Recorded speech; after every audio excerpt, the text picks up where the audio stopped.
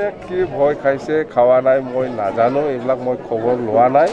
মুঠতে আমাৰ BPF দলৰ স্থিতিটো এনেকুৱা, আমি কাৰো লগত নাই এতিয়া, আৰু আমি UPPৰ লগতো নাই, কংগ্ৰেছৰ লগতো নাই, BJPৰ লগতো নাই। মুঠতে আমি ছিংগল হিচাপে আছে এতিয়া, আৰু 2024 MP ইলেকশ্যন আহক, ইয়াৰ আগে আগে আমি চিন্তা চৰ্চা কৰিম। এনেকুৱা ৰাষ্ট্ৰসভাত বা লোকেল কিবা সেইটো এতিয়া নাহে। আমি কৈছোঁ যে BPF হিচাপে সকলো জাতি জনগোষ্ঠীক, অকল বড়ো জাতিৰ কথা আমি চিন্তা নকৰোঁ। আপুনি ক'ব নালাগে মই বড়ো মানুহ বুলি অকল বড়ো জাতিৰ কাৰণে চিন্তা কৰোঁ, সেইটো নকবি। আমাৰ কথাটো হ'ল BPFত বিভিন্ন জাতি জনগোষ্ঠী আছে, সকলোকে লৈ পেলাই আমি কাম কৰি আহিছোঁ আৰু কাম কৰি যাওঁ। ইয়াত কিবা অকল জাতিৰ কাৰণে নহয়, বড়ো জাতিৰ কাৰণে নহয়, সব জাতিৰ কাৰণে আমি কাম কৰি আছোঁ। অসমত ছাৰ সদ্যহতে যিটো জাতীয়তাবাদ, সেই ধাৰাটো বন্ধ হৈ পৰিছে বা এতিয়া নাই, এই ধাৰাটো কিন্তু আপোনালোকে ৰাখিছিলে। শেহতীয়া পৰ্যায়ত আপোনালোকে যি আহিলে, শেহতীয়া পৰ্যায়ত আপোনালোকে যি সমৰ্থন দিলে, বিজেপিৰ আগ্ৰাসন ঘটিব নিশ্চয়। কি কথা কৈম, আমি BJPত গৈছে নেকি? যোৱা নাই। সমৰ্থন দিছে ছাৰ চৰকাৰ। কি সমৰ্থন? এইটো চৰকাৰটো বেলেগ। আপুনি এইটো মই কৈছোঁ না, CM ছাৰক লগত আপোনালোকে এডজাষ্ট কৰি পেলাই কাম কৰক। BJPৰ লগত নহয়, চৰকাৰ।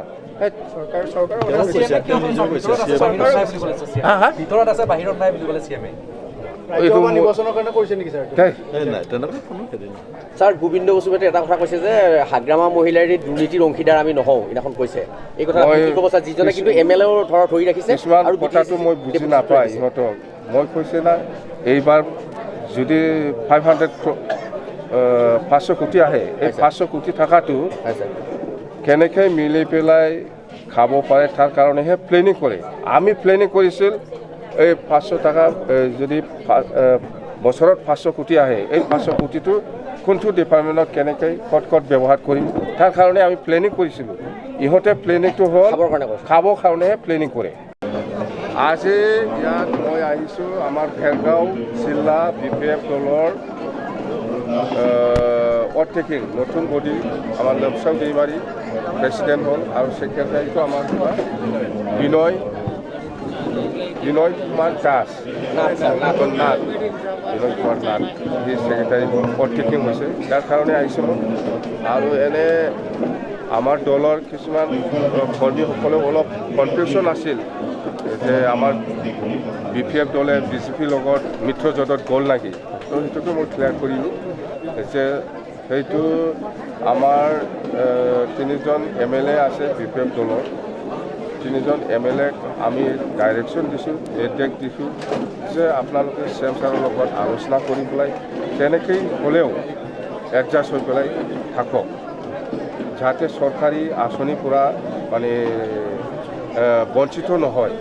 সেইবিলাক সুযোগ সুবিধাটো মিলি পেলাই ল'বই লাগিব, থাকিবই লাগিব, কিন্তু পলিটিকেলি নহয়, ৰাজনীতিকভাৱে হোৱা নাই। ৰাজ্যসভাত যাব নেকি আপুনি?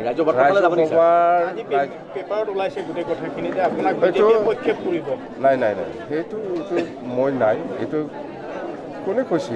প্ৰস্তাৱ কৰিলে যাব নেকি ছাৰ আপুনি? মই এনেকুৱা যোৱা মানুহ।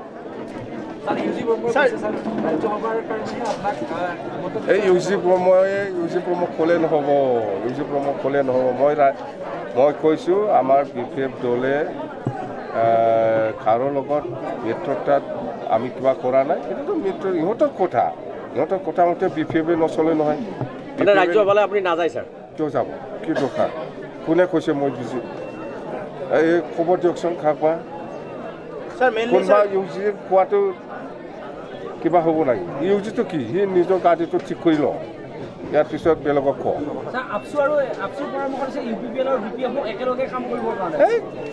আপচু কোন হয়? মোক চাজেশ্যন কৰা। মই আগতে কৈছিল প্ৰথম যেতিয়া চৰকাৰ বনাবলৈ গৈ আছে তেতিয়া মই কৈছে আমি BPF আৰু UPPL একেলগে মিলি পেলাই আমি চৰকাৰ বনাইলে ভাল হ'ব। ইয়াত এই BTCত এটলিষ্ট নেশ্যনেল পাৰ্টিটো সোমাব দিয়াটো ভাল নহ'ব, এই কথাটো মই আগতে কৈছিলোঁ। আজি ক'ৰ পৰা গুৰু ওলালে? প্ৰমোদ বড়ো ৰাজি হৈছে এই কথা। প্ৰমোদ বড়ো প্ৰমোদ বড়োৰ কথা মই চলা মানুহ নেকি? কালি কৈছে ছাৰ